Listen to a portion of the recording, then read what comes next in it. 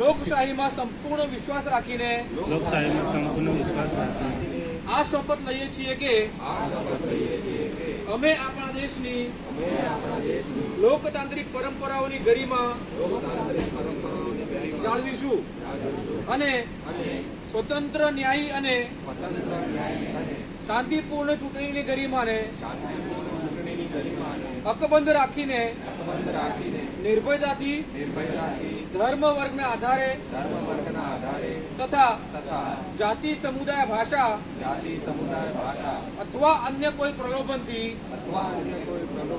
પ્રભાવિત થયા વિના તમામ ચૂંટણીઓમાં પોતાના મતાધિકારનો ઉપયોગ કરીશું. ભારત માતા કી જય.